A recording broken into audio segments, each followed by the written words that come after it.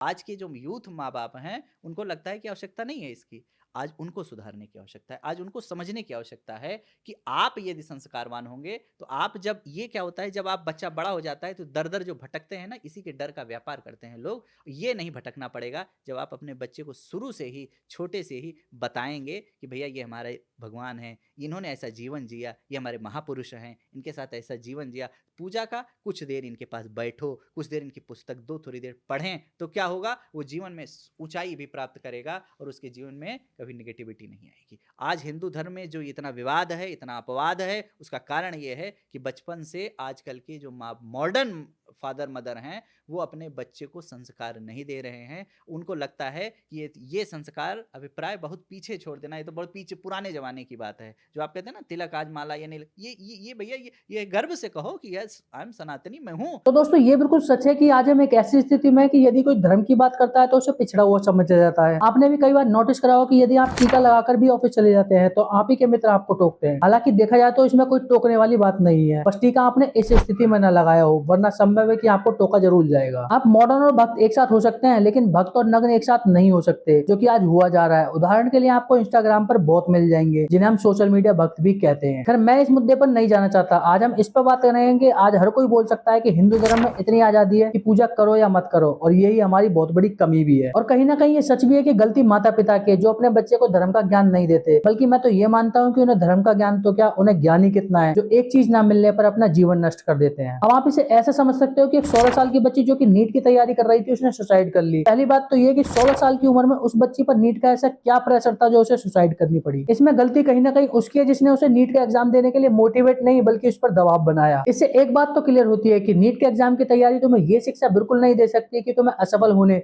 या किसी अन्य स्थिति में क्या फैसला लेना है। उसके लिए तो तुम्हें भगवत गीता ही पढ़नी पड़ेगी, क्योंकि अगर नीट से जीवन का ज्ञान मिलता तो शायद ये बच्ची सुसाइड ना करती। अब मैं नीट का एग्जाम देना या उसकी तैयारी करने के लिए गलत नहीं बोल रहा, और ना ही मैं इसके विरोध में हूँ। मैं बस इसके विरोध में हूँ कि जो एक बार सफलता ना मिलने पर बिल्डिंग से कूद जाते हैं या लटक जाते हैं। ऐसा क्यों होता है कि किसी के बहुत सारे दोस्त होते हैं, वो क्लब जाता है, दारू पीता है, डांस करता है, लेकिन 2 दिन उससे कोई बात ना करे तो वो अपने जीवन को नष्ट करने के लिए सोचता है या कर लेता है। शायद यही है जीवन और धर्म के ज्ञान की कमी। अब अयोध्या से हरिओम तिवारी जी शुभांकर मिश्रा के पॉडकास्ट में आए थे, जिसमें से मुझे उनकी ये बात बहुत अच्छी लगी, तो मुझे लगा कि वो आपको भी सुनानी चाहिए। तो ये वीडियो देखो, फिर उसके बाद हम बात करते हैं। सवाल मेरे मन में और आता है, जैसे हम बाकी धर्मों में देखते हैं तो वहाँ पर एक परंपरा बंधी है कि लोग जाते हैं। मुसलमानों में 5 वक्त की नमाज होती है, सिख धर्म में देखते हैं कि जाते हैं सेवा भाव करने।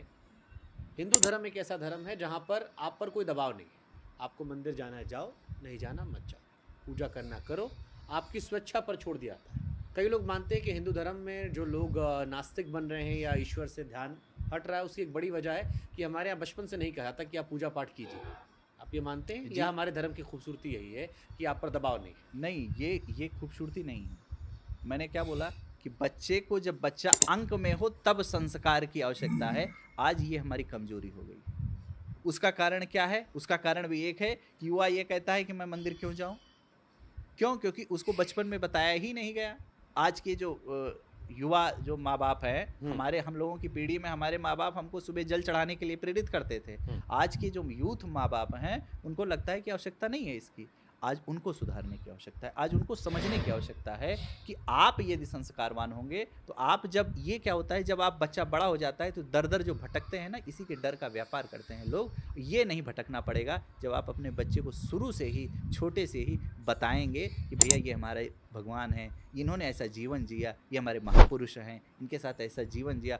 पूजा का कुछ देर इनके पास बैठो, कुछ देर इनकी पुस्तक दो, थोड़ी देर पढ़ें, तो क्या होगा वो जीवन में ऊंचाई भी प्राप्त करेगा और उसके जीवन में कभी निगेटिविटी नहीं आएगी। आज हिंदू धर्म में जो इतना विवाद है, इतना अपवाद है, उसका कारण ये है कि बचपन से आजकल के जो मॉडर्न फादर मदर हैं, वो अपने बच्चे को संस्कार नहीं दे रहे हैं। उनको लगता है कि ये संस्कार अभिप्राय बहुत पीछे छोड़ देना, ये तो बहुत पीछे पुराने ज़माने की बात है। जो आप कहते हैं ना तिलक आज माला ये नहीं, ये भैया ये गर्व से कहो कि यस आई एम सनातनी, मैं हूँ। आप मुस्लिम हैं, मेरे भैया हैं, आप हिंदू हैं, आप सिख हैं, आप ईसाई हैं, सब हमारे भैया हैं, परंतु मैं हिंदू हूँ, इसका मुझे आई एम प्राउड है, मुझे गर्व है कि मैं सनातनी हूँ।